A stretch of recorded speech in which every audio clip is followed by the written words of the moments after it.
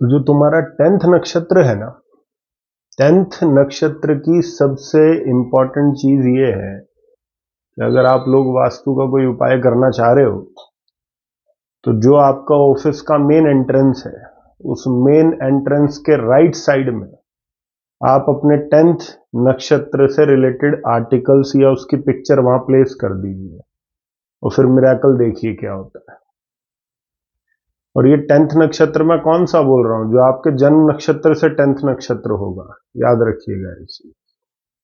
तो जो भी आपके जन्म नक्षत्र से 10वां है, उसका मैं आपको बोल रहा हूं, उसका सामान या उसका कोई चित्र वगैरह जो है अपने मेन ऑफिस के एंट्रेंस के राइट साइड में रख दीजिएगा।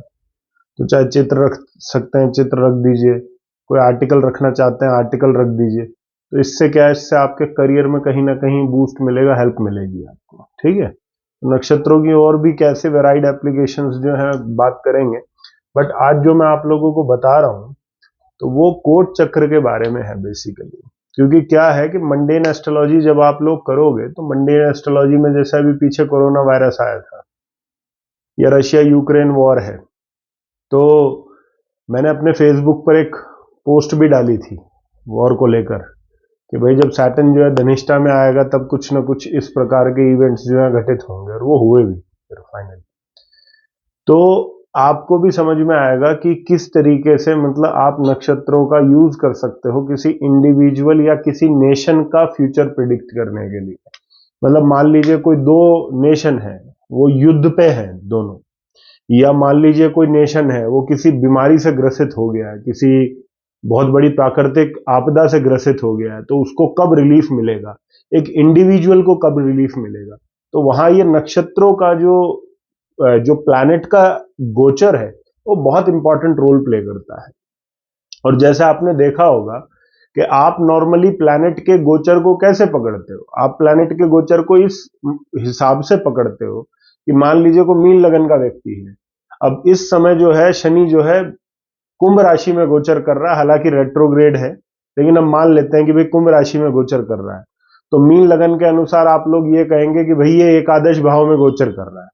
तो एकादश भाव के अंदर तो गोचर ठीक है, लेकिन अब आप एकादश भाव को देखें तो एकादश भाव के अंदर भी कोई ना कोई राशि है, फिर उस राशि के अंदर कुछ नक्षत्र भी हैं, और नक्षत्र एक भी नहीं है, लगभग हर राशि के अंदर 2.25 नक्षत्र रहते हैं। ठीक है, तो क्या है कि जैसे जैसे वो राशि के अंदर गोचर करता जाएगा और वो अपने नक्षत्रों को बदलता जाएगा, वैसे वैसे आपके रिजल्ट्स चेंज होते जाएंगे।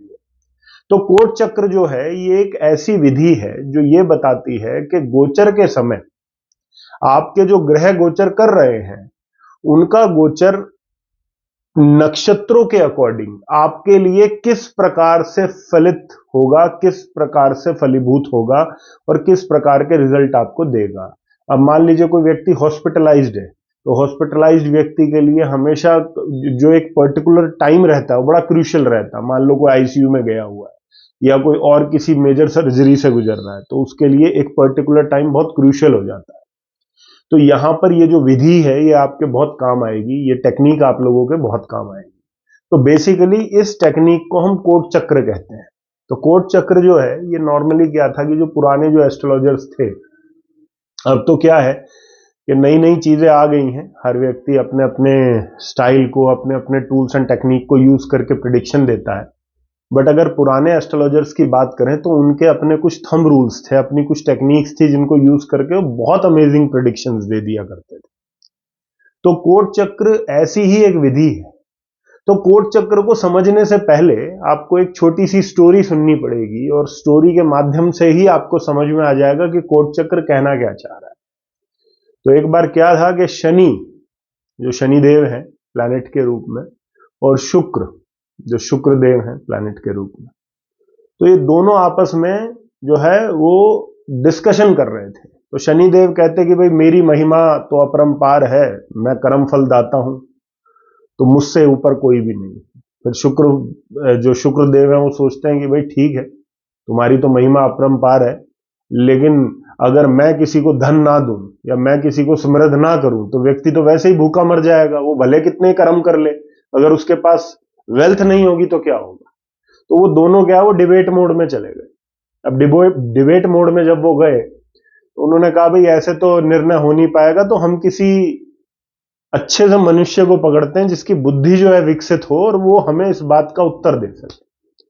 तो वो आप जैसे ही किसी व्यक्ति के पास गया जिसके पास अच्छी खासी बुद्धि थी, तो उन्होंने कहा बताओ भाई, हम दोनों के अंदर डिबेट है कि हम में से कौन अच्छा है, और आपको ये आज बताना पड़ेगा कि हम में से कौन आपको ज्यादा अच्छा लगता है।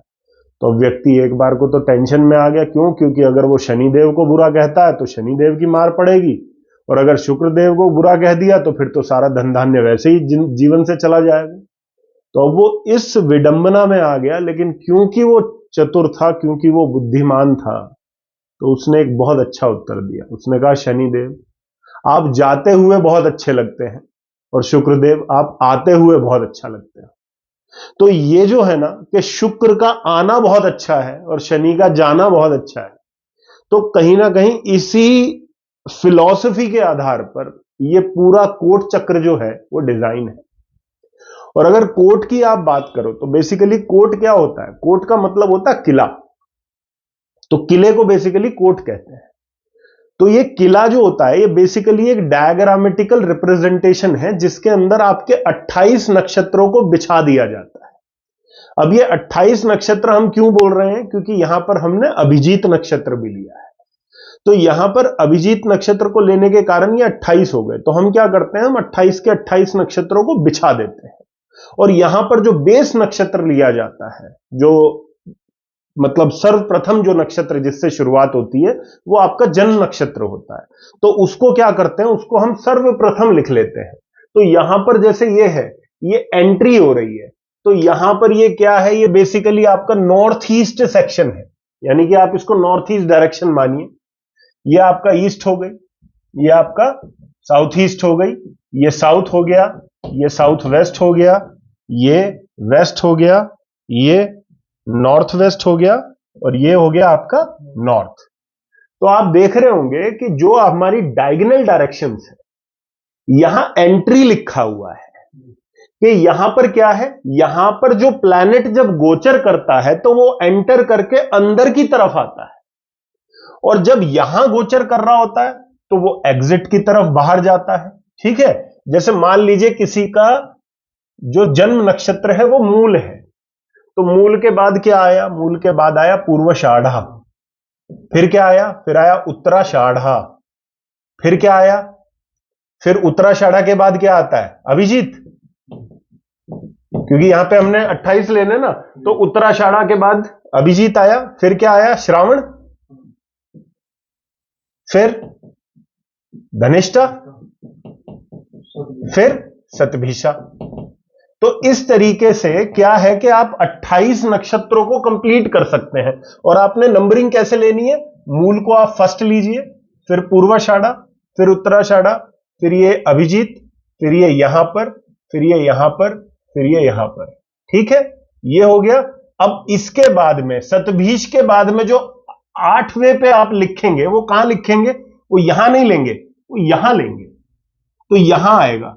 ठीक है, इसके बाद में यहां, फिर इधर, फिर इधर, इस तरीके से आप इस पूरे चक्र को जो है वो कंप्लीट कर देंगे।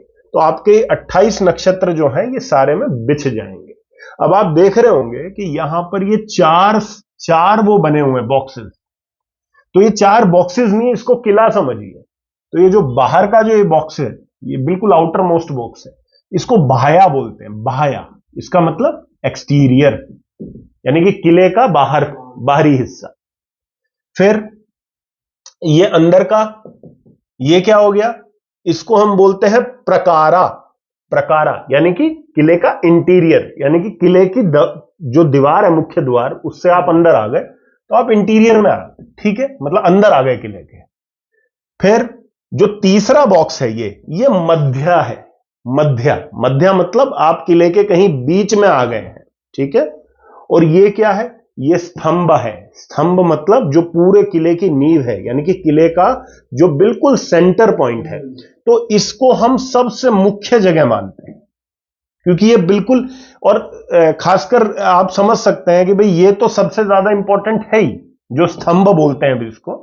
और स्तंभ के साथ साथ ये क्या है, ये मध्या, ये भी इंपॉर्टेंट है। तो ये जो दो बॉक्सेस है ना, इन पर आपको मुख्य ध्यान देना पड़ता है कभी भी कोई प्रिडिक्शन करते टाइम। बाहरी जो बॉक्सेस हैं वो भी अपना काम करते हैं, ऐसा नहीं है कि उनका कुछ नहीं है, बट अभी के लिए बहुत शॉर्ट में समझने के लिए आप ये समझ लीजिए कि ये जो दो बॉक्सेस है ना, ये बड़े इंपॉर्टेंट है। अब कहने का अर्थ क्या है, जैसा मैंने आपको स्टोरी सुनाई थी कि भाई शनि देव जा रहे हैं अच्छे हैं, शुक्र देव आ रहे हैं तो अच्छे हैं। तो इसका अर्थ यह है कि जब हम कोट चक्र को यूज करते हैं या फलित करते हैं तो हम ये देखते हैं कि जो नैसर्गिक शुभ ग्रह है, नैसर्गिक शुभ में कौन आ गया, बुध आ गया, शुक्र आ गया, बृहस्पति आ गया, चंद्रमा आ गया, ये आपके नैसर्गिक शुभ ग्रह आ गए। और नैसर्गिक अशुभ ग्रहों में यहां पर हम गोचर में मुख्य रूप से किसको लेते हैं, शनि को लेते हैं, राहु को लेते हैं और केतु को लेते हैं। मंगल के भी प्रभाव आते हैं बट मंगल को इतना ज्यादा कंसिडर हम नहीं करते, तो हम शनि राहु केतु के ट्रांजिट पर बहुत ज्यादा फोकस करते हैं, खासकर जब हम कोट चक्र पर काम कर रहे हैं। तो इसका अभी एक उदाहरण आप लोग समझिएगा और उदाहरण से आप इमीडिएटली पकड़ लेंगे कि कोट चक्र को क्यों और कैसे यूज करना है, और बाद में फिर हम कुछ एग्जांपल्स और कर लेंगे ताकि आप सब लोगों को बहुत क्रिस्टल क्लियर आइडिया हो जाए कि कोट चक्र काम कैसे करता है। मान लीजिए कोई बृहस्पति किसी कोई व्यक्ति है, उसके चार्ट में बृहस्पति जो है वो मूल नक्षत्र में जन्मा है और उसका बृहस्पति इस समय मान लीजिए उत्तराषाढ़ा के अंदर गोचर कर रहा है। तो यहां पर हम बृहस्पति को लिख देते हैं कि भाई वो उत्तराषाढ़ा के अंदर गोचर कर रहा है। तो अभी आप देखिए बृहस्पति एंट्रेंस पर दिखाई दे रहा है आपको या एग्जिट पर दिखाई दे रहा है? ये एंट्रेंस और एग्जिट में, ये एंट्रेंस पे दिखाई दे रहा है ना। तो एंट्रेंस पे क्या है, शुभ ग्रह है। तो शुभ ग्रह अंदर आ रहा है कि बाहर जा रहा है? अंदर आ रहा है। तो आप इसको क्या कंसिडर करेंगे, क्या सोचेंगे कि भाई कोई अच्छा व्यक्ति जो है वो आपके घर के अंदर प्रवेश कर रहा है। तो आप उसको कैसा ले सकते हैं, आप कह सकते हैं भाई ये तो बहुत अच्छी बात है, कोई अच्छा व्यक्ति हमारे घर के अंदर घुस रहा है, ठीक है। और दूसरा कि मान लीजिए आपका शनि जो है वो इस समय सतभीष में है, ठीक है। तो ये देखिए एंट्री पे है कि एग्जिट पे है? ये एग्जिट पे है। तो शनि क्या है, शनि एक मैलेफिक प्लैनेट है, ये बाहर जा रहा है। तो जुपिटर का अंदर आना, शनि का बाहर जाना, इसका मतलब क्या हो गया कि ये समय जो है ये व्यक्ति के लिए ठीक है। नॉर्मली क्या होता था कि इसको ना जो मुंडेन इवेंट्स होते हैं, जब मैदनी ज्योतिष जिसको बोलते हैं, वहां पर बहुत लोगों ने इसको यूज किया, बहुत अच्छी प्रिडिक्शंस दी। बट बाद में क्या है, इंडिविजुअल लेवल पर भी इसका यूज किया गया, तो वहां पर भी बहुत अच्छे रिजल्ट्स जो है इसके देखने को मिले। और खासकर जब आप किसी बैड दशा से गुजर रहे हो, तो ऐसा नहीं है कि बैड दशा जीवन भर आपकी बैड ही रिजल्ट देती रहेगी, लेकिन जिस टाइम पर आपकी दशा अंतरदशा भी नेगेटिव चल रही है और यहां पर कोट चक्र के हिसाब से भी जो आपके नेचुरल मैलेफिक प्लैनेट हैं वो भी आपके एंट्रेंस में आ जाएं, यानी कि अंदर की तरफ आ जाएं और वो भी आपके स्तंभ या मध्य के आसपास आ जाएं, तो ये कहीं ना कहीं आपके लिए बड़ी खतरे की घंटी है। क्योंकि कहीं ना कहीं आपका जो किला है, बिकॉज ये आपका किला है आपके नक्षत्र के द्वारा, तो उस किले का भेदन अगर कोई बहुत नेगेटिव प्लैनेट कर रहा है तो वो बैड है। ऐसे ही समझने वाली बात एक और भी है, जैसे मान लीजिए, अब ये तो चलो बड़ा सिंपल सा कंसेप्ट हो गया, आपको समझ भी आ गया कि भाई ठीक है, शनि जो है वो जब बाहर की तरफ गोचर कर रहा है तो अच्छा है, बृहस्पति जब अंदर की तरफ गोचर कर रहा है तो अच्छा है। लेकिन यहां पर वक्री ग्रहों का बहुत इंपॉर्टेंट रोल है, क्योंकि वक्री ग्रह जो हैं, जैसा आप लोग बोलते हो ना हमेशा कि भाई वक्री ग्रह जो है इस समय, मान लो किसी का शनि वक्री है, तो शनि वक्री इस समय लोगों को किस प्रकार के फल दे रहा होगा आपको कोट चक्र से 1 सेकंड में समझ में आ जाएगा। और फिर कभी आप किसी से यह प्रश्न नहीं करोगे कि भाई वक्री ग्रह अच्छा फल देता है कि बुरा फल देता है। अब कैसे, उसको भी उदाहरण से समझना। मान लीजिए शनि है किसी का, अब शनि किसी का यहां उत्तराषाढ़ा में है, यहां पर शनि किसी का उत्तराषाढ़ा में है। अब ये एंट्रेंस हो गई, अब एंट्रेंस में ये मध्य के अंदर है, तो ये नेगेटिव हो गया क्योंकि एक मैलेफिक प्लैनेट आपके अंदर घुस रहा है। लेकिन मान लीजिए 2 दिन बाद आपका सैटर्न रेट्रोग्रेड हो गया, तो अब रेट्रोग्रेड होने से क्या हुआ, ये आदमी को अब रिलीफ मिल जाएगा इस रेट्रोग्रेशन में। क्यों? क्योंकि अब ये जो शनि है ये उत्तराषाढ़ा के बाद पूर्वाषाढ़ा पर चला जाएगा गोचर करता हुआ। ऐसे ही जो राहु केतु हैं, अब आप लोगों ने मान लो राहु केतु यहां पे देखा, इस वाले द्वार पे देखा, तो उनका तो नेचुरली मोशन आप उल्टा लेते हो।